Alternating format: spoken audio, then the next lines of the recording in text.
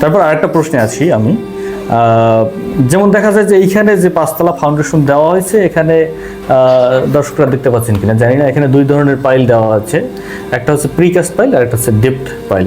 যেটা precast pile আগে করে তারপরে ওখানে মেশিনের মাধ্যমে বসানো হয়, আর কাস্টিং চিটো পাইল যেটা ওখানে বোরিং করে তারপরে ঢোকানো হয়।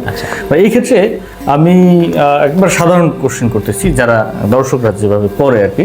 তো এই ক্ষেত্রে আমরা যারা ইঞ্জিনিয়াররা আছি, এক্ষেত্রে কি ক্লায়েন্টদেরকে তাদেরকে খরচের দিক থেকে অনেকে মনে করে যে পাইল দিলে খরচ অনেক বেশি হয়, এক্ষেত্রে কি আমরা কি তাদেরকে খরচের দিক থেকে সাশ্রয় করতে পারি কিনা? আসলে প্রথমত কিন্তু অবশ্যই নিরাপদ থাকতে হবে। প্রথমেই যদি বলি, ঠিক আছে, আমাদের ফাউন্ডেশন কিন্তু 2 ধরনের। আপনি যে 2টা বলছেন পুরোটাই হচ্ছে কি ডিপ ফাউন্ডেশন। এখন আমরা ডিপ ফাউন্ডেশন আলোচনা করি, যেহেতু এখানে আসছে এটা আসলে ডিপ ফাউন্ডেশন বা গভীর ফাউন্ডেশন।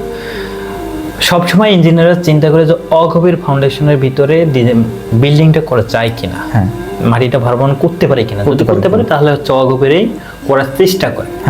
এখন আমার মাটি ভারবহন নিতে হবে না, সেক্ষেত্রে আমাকে গভীর ফাউন্ডেশনে যেতে হবে।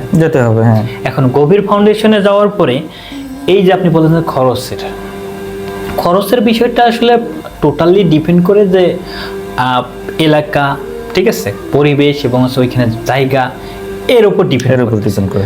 আপনি যখন প্রিকাস্ট করতে যাবেন, প্রিকাস্টের যে ড্রাইভিং এর যে বিষয়টা থাকে, আপনি তৈরি করার পর রেখে দিলেন, এরপর যে ড্রাইভের বিষয়টা থাকে, আপনি যদি প্রত্যন্ত এলাকার কথা চিন্তা করি আমি একটু, তাহলে দেখবেন যে ওইখানে এই যে ড্রাইভারের জন্য যে মেশিনটা আছে ওটা নিয়ে যাওয়া এবং নিয়ে আসা, এটা কিন্তু হিউজ কস্ট।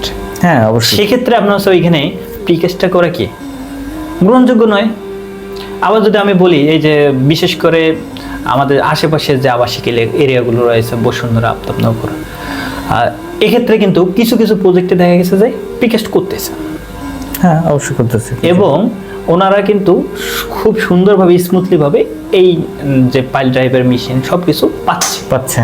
আরেকটা বিষয় হচ্ছে, যখন আমরা কাস্টিং সিটির দিকে যাচ্ছি, এই কাস্টিং সিটি পাইলটা আসলে হচ্ছে ম্যাক্সিমাম আসলে প্রোভাইড করে, কারণ হচ্ছে আমরা সহজলভ্যভাবে পাই, সহজে কনস্ট্রাকশনটা করতে পারি। খরচও মেবি ওর থেকে একটু কম। এর ভিতরে হচ্ছে প্রিকাস্টের থেকে কাস্টিং সিটিতে খরচটা কম হয়, আর ড্রাইভ করতে গেলে প্রিকাস্ট ভেঙে যাওয়ারও একটা সম্ভাবনা থাকে।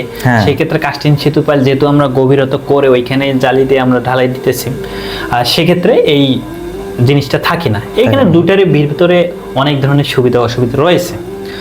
তবে আমরা ম্যাক্সিমাম যদি বলা হয় যে বাংলাদেশের প্রেক্ষাপটে ম্যাক্সিমাম গুলোই দেখা গেছে কাস্টিং সিটি পাইল ব্যবহার হচ্ছে এবং খরচের দিক থেকে অনেকটা সাশ্রয় হচ্ছে। পাইলিং যখন আসে সহজেই কিন্তু দিতেছে না, এটাকে আসলে মাটিটা স্টেবিলাইজ করে মাটিটাকে সুন্দরভাবে কম্প্যাকশন বা আদার্স যে কোনো কিছু ভাবে করে যদি শ্যালো ফাউন্ডেশনে মুভ করানো যায়, অবশ্যই ডিজাইন ইঞ্জিনিয়ার চেষ্টা করে যে সেটাকে শ্যালো ফাউন্ডেশনে বা অগভীর ফাউন্ডেশনে নিয়ে আসার জন্য। যেমন এইটার রিপোর্টটা তো আসছে এখন, এই যে এই বইটার যে রিপোর্টটা আসছে, এটার রিপোর্টটা তো আসছে এখন বর্তমানে মাটির কোয়ালিটির উপরই। তো এই মাটিটাকে যদি আমি আর একটু এস্টাবলিশ করি, তখন হচ্ছে এটা অন্য কেস দাঁড়াতে পারে, তখন হচ্ছে শ্যালো ফাউন্ডেশনও কভার করতে পারে।